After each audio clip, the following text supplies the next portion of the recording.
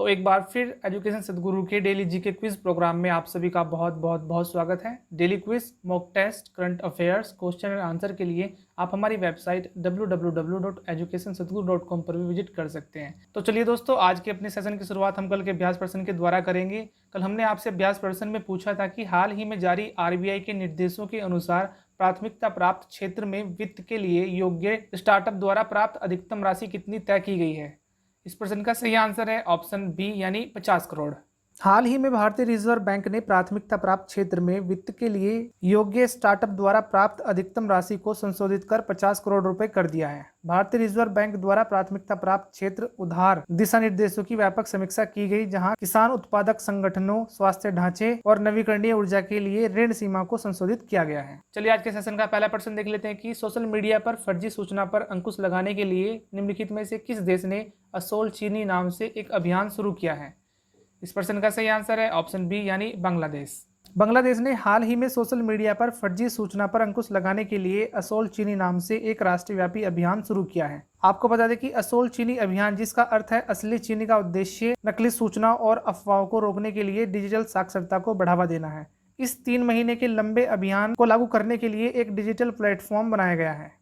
चलिए अगला प्रश्न भी देख लेते हैं कि उच्च मौसम की स्थिति के टेस्ट के लिए तैयार किए गए लाइट यूटिलिटी हेलीकॉप्टर यानी LUH को निम्न में से किस संगठन द्वारा विकसित किया गया है।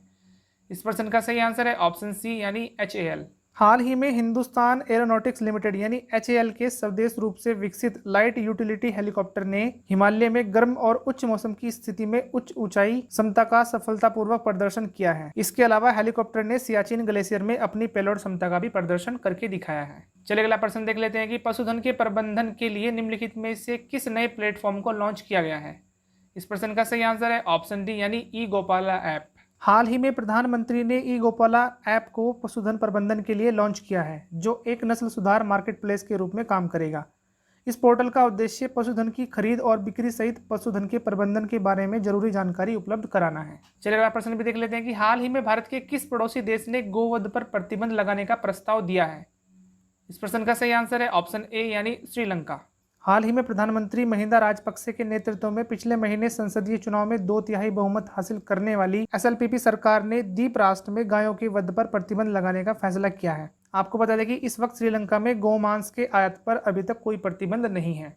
इसी के साथ अगला प्रश्न भी देख लेते हैं कि हाल ही में राष्ट्रीय सांख्यिकी संगठन यानी NSO द्वारा जारी हेल्थ इन इंडिया रिपोर्ट में कितने प्रतिशत बच्चे पूरी तरह से प्रतिरक्षित या इम्यूनाइज्ड हैं।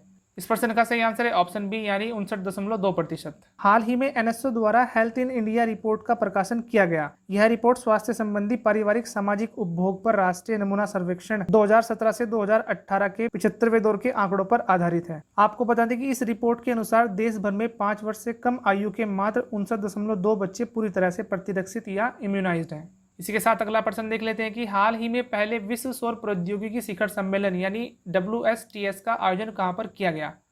इस प्रश्न का सही आंसर है ऑप्शन सी यानी भारत में। बीते 8 सितंबर को पहले विश्व सौर प्रौद्योगिकी शिखर सम्मेलन यानी WSTS का आयोजन भारत में किया गया। आपको बता दें कि federation of Indian chambers of commerce and industry यानी फिक्की तथा अंतर्राष्ट्रीय सोलर गठबंधन ग्लोबल लीडरशिप टास्क फोर्स का नवाचार संयोजक है, जो इस शिखर सम्मेलन को आयोजित करने के लिए ISA के साथ मिलकर काम कर रहा है। चलिए अगला प्रश्न भी देख लेते हैं कि विश्व भर में अंतर्राष्ट्रीय साक्षरता दिवस यानी इंटरनेशनल लिटरेसी डे कब मनाया जाता है। इस प्रश्न का सही आंसर है ऑप्शन ए यानी 8 सितंबर को। प्रत्येक वर्ष पूरे विश्व में अंतर्राष्ट्रीय साक्षरता दिवस 8 सितंबर को मनाया जाता है। आपको बता दें कि अंतर्राष्ट्रीय साक्षरता दिवस के आयोजन की शुरुआत सितंबर 1965 में तेहरान में निरक्षरता उन्मूलन पर शिक्षा मंत्रियों के वैश्विक सम्मेलन की सिफारिश के बाद हुई थी और यूनेस्को द्वारा नवंबर 1966 में पेरिस में आयोजित हुए महासम्मेलन के 14वें सत्र में औपचारिक रूप से 8 सितंबर को अंतर्राष्ट्रीय साक्षरता दिवस के रूप में मनाए जाने की घोषणा की गई थी। चलिए अगला प्रश्न भी देख लेते हैं कि हाल ही में कहां पर पत्रिका गेट का निर्माण किया गया है। इस प्रश्न का सही आंसर है ऑप्शन डी यानी जयपुर। हाल ही में राजस्थान की राजधानी जयपुर में पत्रिका गेट का निर्माण किया गया है। इस गेट का निर्माण राजस्थान पत्रिका प्रकाशन समूह द्वारा किया गया है। साथ ही इस गेट को जयपुर विकास प्राधिकरण के मिशन अनुपम के तहत एक स्मारक के रूप में जवाहरलाल नेहरू मार्ग पर बनाया गया है। आपको बता दें कि इस गेट में राजस्थान के विभिन्न क्षेत्रों की सांस्कृतिक और कलात्मक विरासत को दर्शाया गया है। इसी के साथ अगला प्रश्न भी देख लेते हैं कि निम्नलिखित में से किस विकल्प का संबंध रियल मैंगो से है। इस प्रश्न का सही आंसर है ऑप्शन डी यानी रेलवे। हाल ही में रेलवे सुरक्षा बल यानी आरपीएफ ने कोरोना वायरस महामारी के दौरान कन्फर्म ट्रेन आरक्षण टिकट हथियाने के लिए अवैध सॉफ्टवेयर रियल मैंगो का इस्तेमाल किए जाने की पुष्टि की है। आपको बता दें कि यह एक अवैध सॉफ्टवेयर है जिसका उपयोग रेलवे आरक्षण की पुष्टि के लिए किया जाता है। यह आमतौर पर प्रतिबंधित सॉफ्टवेयर भारतीय रेल टिकट बुकिंग की पूरी प्रक्रिया को तेज गति से संपादित करता है। आज के सेशन का अपना आखिरी प्रश्न भी देख लेते हैं कि हाल ही में किस दूतावास ने सेतुरमण महालिंगम को चेन्नई में देश का नया मानद राजदूत नियुक्त करने की घोषणा की है। इस प्रश्न का सही आंसर है ऑप्शन बी यानी लग्जमबर्ग दूतावास। हाल ही में लग्जमबर्ग के दूतावास ने सेतुरमण महालिंगम को चेन्नई में देश का नया मानद राजदूत नियुक्त करने की घोषणा की है। आपको बता दें कि उनके अधिकार क्षेत्र में केरल और तमिलनाडु आएंगे। यदि बात करें मानद राजदूत की, तो यह अशासकीय व्यक्ति होता है जो बगैर पारिश्रमिक के अंशकालिक आधार पर अपने कार्यों को पूरा करता है। इसी के साथ आज का अभ्यास प्रश्न भी देख लेते हैं कि निम्नलिखित में से किस तिथि को विश्व आत्महत्या रोकथाम दिवस मनाया जाता है। ऑप्शन ए 8 सितंबर, बी 9 सितंबर, सी 10 सितंबर या फिर डी 11 सितंबर। आप इस अभ्यास प्रश्न का आंसर हमारे कमेंट सेक्शन में जरूर दीजिएगा। और यदि आज की वीडियो आपको पसंद आई है तो वीडियो को लाइक करें, कमेंट करें और दूसरों के साथ शेयर भी करें।